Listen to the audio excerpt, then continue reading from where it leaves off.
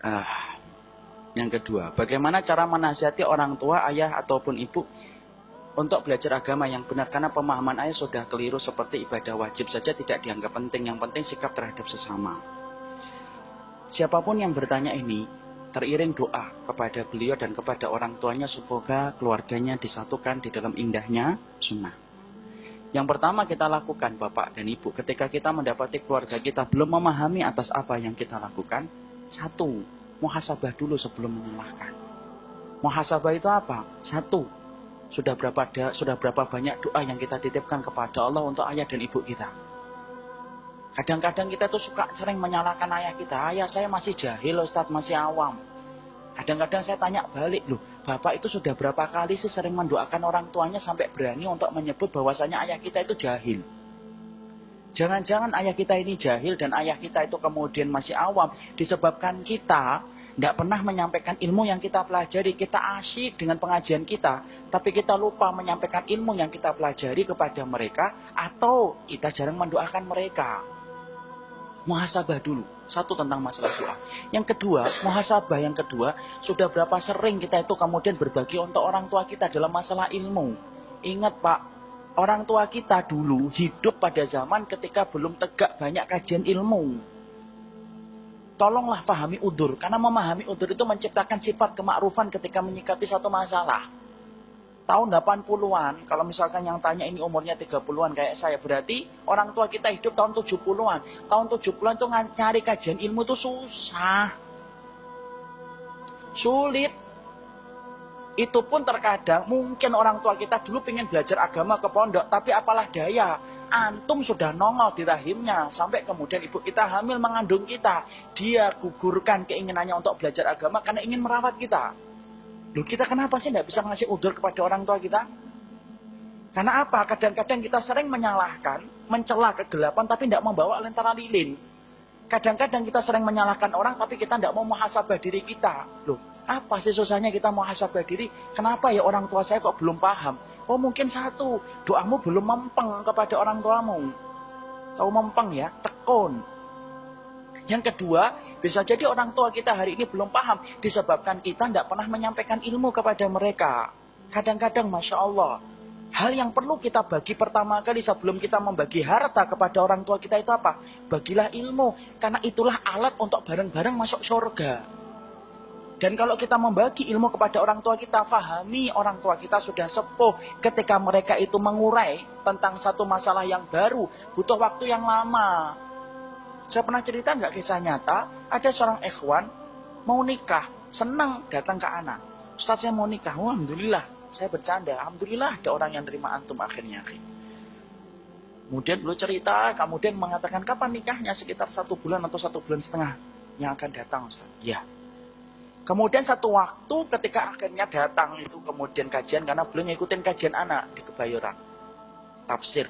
Maka ketika kemudian ngikutin kajian, dia datang lagi, tapi wajahnya sudah sedih, tampak mendung di rona wajahnya, dalam bahasa puitisnya.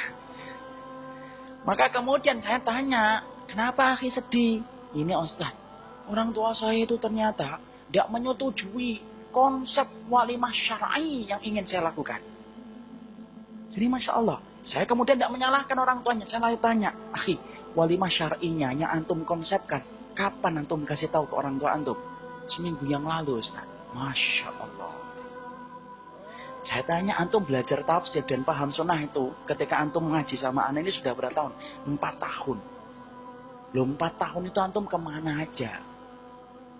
Jangan salahkan orang tua antum ketika antum tiba-tiba tinggal 1 bulan, tiba-tiba antum ngomong, Pak, saya tidak mau pakai ini, saya tidak mau pakai ini, saya tidak mau pakai ini ya Pak. Tolong pahami saya. Loh, emang orang tua antum tidak ingin dipahami sama antum? Yang salah bukan mereka, akhi. Yang salah antum. Karena antum tidak memberikan waktu yang lama supaya mereka menguraikan setiap kebenaran yang antum sampaikan kepada mereka. Lalu mencerna makanan aja 6 jam dalam usus, Pak. Itu makanan kelihatan. Gorengan, tahu isi, bakwan, 6 jam. Nah kalau kemudian gorengannya jadi uraikan 6 jam, ya emang kita kira ketika merubah kehidupan orang dan mengkoreksi yang salah, itu kemudian gampang? Nggak gampang. Ingat nggak? Kita dulu sering bantah kalau dikasih tahu.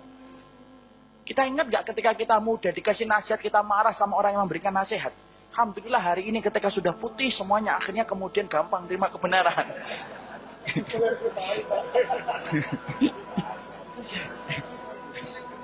Padahal saya tidak nyindir loh ya. Tapi semua jamaah sepakat kemudian ngarahkan beliau. Ya kemudian ketika antum dulu sadar bahwasanya antum juga dulu susah dikasih nasihat, kecuali sampai akhirnya kenalan. Kan banyak orang yang mempelajari hidayah sunnah ini kan macam-macam.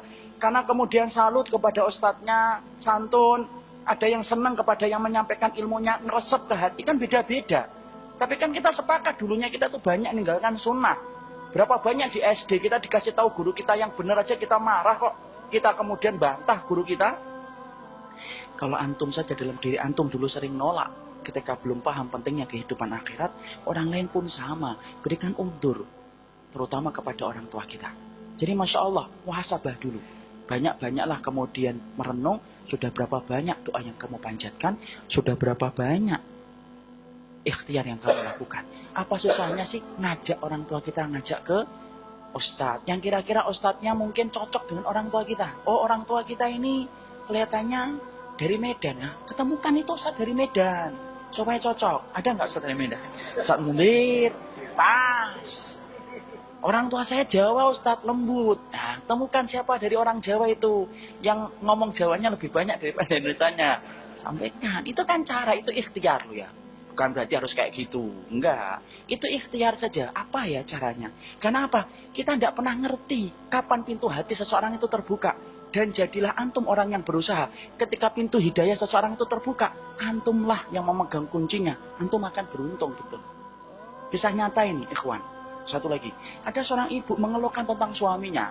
Suaminya tidak senang sama hal-hal yang sifatnya berbau agama. Jenggot, tidak suka. Celana yang tidak isbal, tidak senang.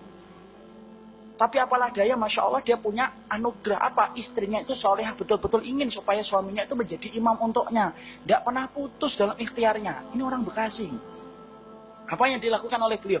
Beliau tanya ke anak, apa yang saya lakukan Ustaz? Ya coba diikhtiarkan, dibawa ke kajian. Tidak mau Ustaz. Kajian yang hanya dia hadiri itu adalah kajian khutbah Jumat. Tidak pernah lebih dari itu. Lalu kemudian ya sudah kalau gitu, coba belikan buku. Dibelikan buku. Terus kemudian lapor lagi, ternyata tidak dibaca. Saya tanya, bukunya gimana? Bukunya yang tebel-tebel, ya jangan tebel-tebel. Buku misalkan Mukhtarul Minjalul Qasidin segini. Halah wong sering ngaji aja tidak pernah baca, apalagi yang jarang ngaji. Jangan yang tebel-tebel. Yang kemudian tipis-tipis saja. Tipis, tetap tidak dibaca. Karena memang suami saya jarang baca Ustaz. Ya sudah. Sudah banyak doa gantungan harapan sama Allah. Sudah, pasrah. Ketika tiba-tiba pasrah, sepasrah-pasrahnya sama Allah, tiba-tiba Allah kemudian menjalankan takdirnya. Sekali lagi saya tidak bermaksud mensucikan siapapun di hadapan Allah. Ketika saat itu saya lagi bagi CD, karena ada yang kemudian merekam kajian saya, kemudian disidikan. Kemudian akhirnya beliau, sang istri itu kemudian minta, Ustaz saya minta 2 ya. Iya, ambil 2. Kemudian dibawa ke rumah, sampai saya itu tidak ngerti. Tiba-tiba kemudian Masya Allah, ternyata CD itu ditaruh di dashboard mobil, yang satu di atas CD rumahnya. Beliau berpikir, mosok sih suami saya akan dengerin musik terus-menerus, pasti ada rasa bosannya. Karena dengerin musik itu pasti bosan. Ya? Makanya kemudian dia berpikir, kalau dia bosan dengerin lagu, pasti akan memutarkan CD ini. Diputarkan CD itu, Masya Allah. Allah yang menggerakkan hati seorang hamba. Diputar sekali, 2 kali, 3 kali, 4 kali, sampai apal Pak isi kajiannya. Coba Masya Allah, ketemu anak, kemudian dia ngomong, Ustaz kemarin nyampaikan kajian ini, sampai bercandanya apal. Coba. Loh Bapak itu sudah berapa kali? Sudah puluhan kali Ustaz, kok saya putar terus. Tapi Masya Allah hari ini, solih Pak secara dohirnya. Siapa yang nyangka? Tidak ada yang bisa nyangka. Hati itu miliknya Allah. Kita ikhtiar, tapi berharaplah kepada Allah. Ya Allah, ketika orang tuaku, saudaraku, adikku terbuka pintu hidayahnya, saya berharap sayalah yang memegang kunci membuka pintu hidayah bagi saudara kita. Beruntung Bapak. Karena itulah keberuntungan yang luar biasa.